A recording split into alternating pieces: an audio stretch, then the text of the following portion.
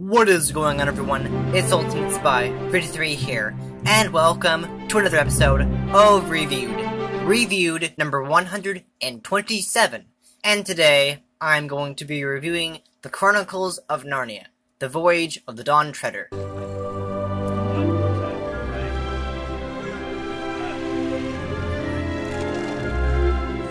So what did I think of the Chronicles of Narnia, the Voyage of the Dawn Treader? Well, I think it wasn't a bad movie, but it definitely had some flaws, definitely had some issues, I can tell you that. And honestly, it was, it was magical. I liked it. It had some wonderful music, honestly, but I think that it suffered a lot at the time. It had a lot of issues in it, I noticed, and just, it wasn't, out of all three movies, it definitely was one of the weaker ones, because I think that each movie in the franchise they made so far has been different in their own way. Like, each of them have been vastly different. The first one was very different from the second one was very different from the third one. They're all, like, each of them are different in their own way. And this one was no different. I just feel like it had a lot of things that it could have done better, like the script, for example. I just didn't really understand it. Like, first of all, the one issue that I came across was that King Caspian in this movie, he's supposed to be a Spanish king, like a Spanish prince. He's like the Telmarines, like Spanish, like they're inspired by Spaniards, essentially. And so Ben Barnes, who's a British actor, he played him with a Spanish accent in the second movie, Prince Caspian, and that makes sense. He had to learn the dialect and everything, which is totally understandable. And then you come to this movie where he's speaking with his own accent. It's like a bit of a continuity error right there. I just didn't really understand that. It was like, what the hell? So you go from Prince Caspian, the last movie, where he's speaking with a normal Spanish accent, to this movie where he just completely drops the accent. It's like comparing that to Scarlet Witch with Elizabeth Olsen, where she had it was less Russian and more American as time went on. So you go from Age of Ultron, where she's very Russian, and then to Civil War, where she's more American but still some Russian in there, and then to Infinity War, which is like the Russian is hardly even there. And I just like with this movie, it really made no sense. Like, if you're gonna cast someone who's in the books as like a Spaniard or whatever, and you cast a British actor to play that character, and they learn the dialect, and then the next movie they just drop the dialect altogether, just like, oh, whatever, I'll just speak my regular accent. It makes no sense. I just felt like that was a big suffering point of that was that exact thing. And another thing that I really noticed was a big flaw was the script. Now, I don't really know the script a lot. I don't really understand what a bad script is and a good script. I don't really notice it at all. I don't really pay attention to dialogue a whole lot of movies. I just don't. But with this movie, I really could tell the script was a bit much. Like, it wasn't amazing. For example, the scene where they are, I think they're at Island's table, where all the food is, and they encounter this beautiful star, essentially. She's basically a star. She's the Lithilin, or Lithil, I don't know. I can't remember. It's a really, big name. I kind of like Lord of the Rings name. It's one of those very complicated names. And she's like the daughter of Ramondo, I think his name is. Whatever. I don't know exactly who she is exactly, but she is a gorgeous character. She's absolutely beautiful. And, first of all, in the Wikipedia page for this movie, it says that she is Caspian's love interest. Yeah, how does that make any sense? So in the scene I'm talking about, Caspian, notices how amazing she's. Like, she's literally glowing. She's a star. She's absolutely gorgeous. She's like, wow. And so he's like, you are most beautiful. And she's like, if it is a distraction for you, I can change form. It's like, okay, why? Why is this even happening? I don't understand. Like, why would you put that in the script? If you are saying someone is beautiful, usually the female would respond with thank you.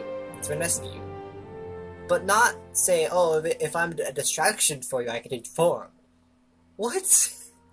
That makes no sense. Why would you do that? That makes no sense. I don't understand it.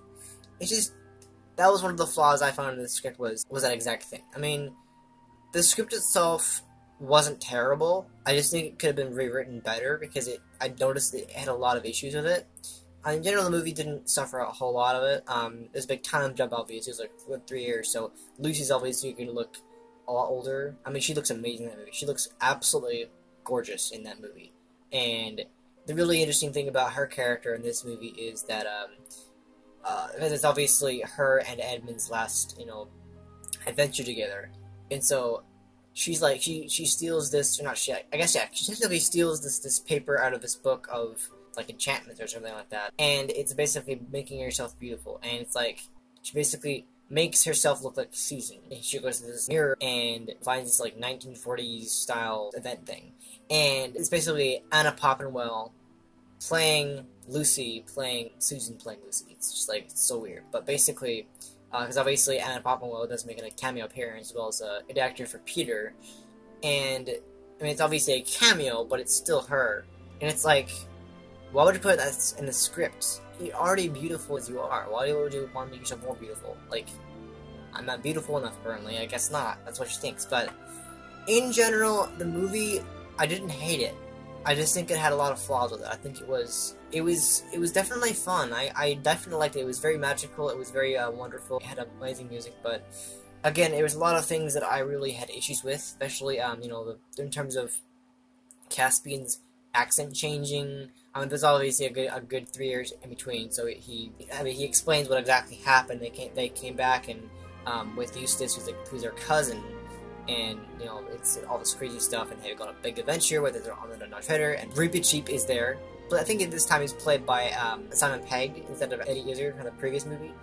But it's still a good movie. I just think it could have been better. I mean, it's done by 20th Century Fox, so it's like, I think the first two were done by Walt Disney Pictures and Walt Media, and this one was like, I think Disney did not co-distribute it. And so it was 20th Century Fox that came in to help Walt Media make the movie. And so I think that's one of the reasons why it was visually different. It was still a good movie, but it just had a lot of issues with it, definitely. There was references to the movie, obviously, but I just think it could have been better, honestly. I think there were a lot of things that it could have improved upon. I definitely think the script can be one of them. I mean, I don't know the script a lot, but this movie, it didn't have a great script. It had an okay script. It had a decent script. It had one that I was okay with, but I can tell there were things that I just didn't understand. Like, for example, like what I said before with Caspian being the love interest of Lethilia. I can't remember her name. I can't spell it really. But basically, the fact that the Wikipedia page, like I said before, that they're like, it's his love interest. No! Again! They didn't even talk a whole lot. They talked for like a few seconds. Like, he said she was beautiful, and then he said yes, and then he's like, what? Well, I hope to see you again. And she's like, goodbye. That's it. That's it. It's like, how does that make any sense for them to be love interests? Like, someone's gonna rewrite that Wikipedia page because that makes no sense. How can they be in love? How can there any kind of love interest if they had, like, maybe a minute of screen time together, where they were talking? They didn't have anything. They just, it's nothing. So don't give me this whole, they're lovely. They're not. Good grief. But I still really did enjoy it. It was still a good adaptation. I mean, I haven't read the book. I don't know how different it is from the book, again, like I said before, but I could definitely say that it was, it was decent. I think it was, a lot of people are saying it's one of the weaker ones. It was pretty bad. Bad acting, all that stuff. Everybody doesn't have bad acting, but I think it got 50% on Rotten Tomatoes, which is not great, honestly. But I think that they needed to have a better script. They needed to have, maybe adapt it better, maybe show more. They could have done a whole lot better at it. I mean, the music was great. The CGI was pretty good. It had a really amazing soundtrack. It really did. It had the Narnia theme in there, obviously. It had Aslan, all that stuff. It was interesting. I did like it. I think it was very well done, and there's a big time jump, so obviously, again, Lucy and Emma look older than they do, and so, I mean, because it's like 3 years right there, between the time they left and the time they're coming back, so that's like 3 years right there, so they looked older, and Lucy looks amazing. She looks absolutely gorgeous, and I love that fact. But that's all I can say about Voyage of the Dawn Treader. It's, again, don't hate it. It's not a bad movie, it just isn't great. It could have had a better script. It could have, because all three are visually different, each on their own. This one was much more different than the last one, and I don't know. Like, I think it bothered me with a lot of what they're doing, especially with, like, for example, the accent thing. Again, I keep bringing that up. It's just so... It's messes with the continuity. If you're going to cast someone like that and have them work on dialects, and then just let them drop the accent in the movie later, it's like, it makes no sense at all. It messes with the continuity of the movie. It makes it so much more complicated, because it doesn't make any sense. And I think that's really what made it suffer. But I still enjoyed it. I think that the movie poster, honestly, I'll tell you that, the movie poster, it's a bit misleading, because the White Witch does not appear, because on the poster, the White Witch appears, it looks like she appears as her, like some kind of, like, form, or like she did in the last movie, but she just appeared as the Green Mist, or something like that. And there's obviously, you know, the monster they fight, it has some, like, scenes in there, like the battle between the monster and Edmund and Caspian, but the poster was a bit misleading, I will say that. The poster had, you know, Edmund going like this, it had a White Witch, and it had Aslan, but it felt misleading, I definitely can tell you that, but yeah, it didn't suck completely. I just found a lot of issues with it. But that's all I can say about that movie. I wanted to touch upon the next movie in the franchise, which is going to be The Silver Chair, obviously. Now, this is a movie I've been talking about a lot in this trilogy reviews, which basically is that the Mark Gorgon Company, who's going to be making The Silver Chair, Joe Johnston is making it, they're like distributing it. They're doing it a whole new direction. So they're basically, if you don't know about the Dario Olympic movie that came out last year, it looked awful. Basically, what they did, how they might do this similar with this upcoming movie, is that they basically recast everybody and made it a sequel to the last movie. And it was just wrong. So, what I've been told is that they're doing the same thing with this next movie, which is coming out in 2020. Which is going to be a whole 10 years after that last movie came out, which is, at this point in you know, Hollywood is happening a lot. We're getting sequels, you know, years and years later, even decades later. It's just the way it is. But basically, Joe Johnston wants to make it a whole new trilogy, a whole new everything, make it a brand new trilogy, everything's new cast, darker, very, very different from the previous movies. It's like, it's a reboot in the creative team, but it's the sequel to Untitled. The only issue I have right now is recasting. So, a lot of movies do recasting, and sometimes it's like you don't even notice it, but sometimes it's an issue. With something like this, it's a really big issue because unless there's a big time jump, it really doesn't work. Like, for example, Ninja Island 2, that movie, I noticed that they recast everybody in that movie, but it was okay because there was a big time jump of, like, I don't know, 5 years or something like that. It was crazy. And so they recast, you know, Nim with older actress, and that was okay because she was older, and that makes sense. But with this movie, it's like if they recast everybody, Eustace is supposed to be like, you know, he's supposed to be a year older than he was, you know, when he left Narnia last time. So if they recast him, either they're gonna have to pick an older actor to play him that would look older, or they're gonna recast him and it'll be Eustace just like, you know, a different actor, and that just ugh, it doesn't work. It messes with the continuity, like.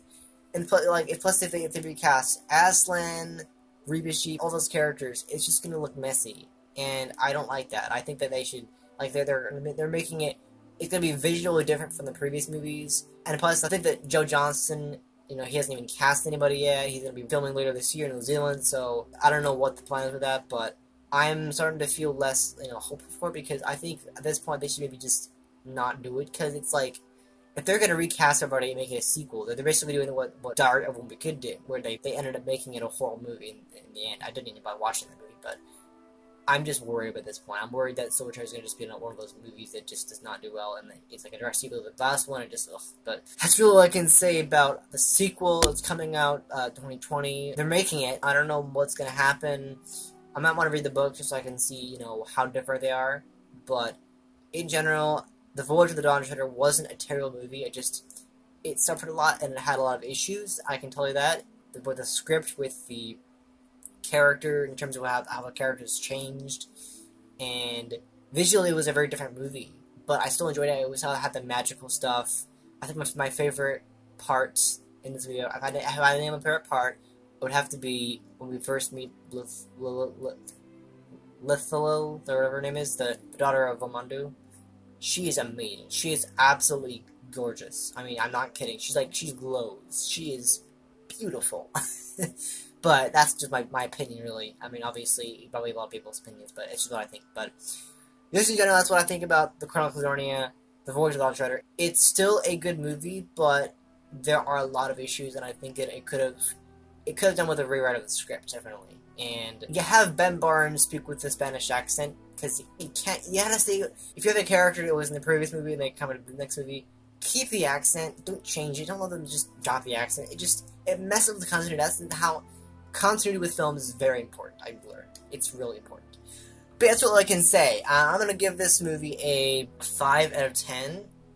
Basically just because of the flaws it had. And there was a lot of issues with it. But it wasn't awful. It could have been better. So that's all I can say. So anyway, thank you guys so much for watching this episode of Reviewed. I hope you enjoyed it. If you did, please hit the like button. I really do appreciate your support. And, if you're new to this channel, subscribe for more episodes of this series and other series I do, as well as great content. And I'll be back next time with another episode. Alright? See ya.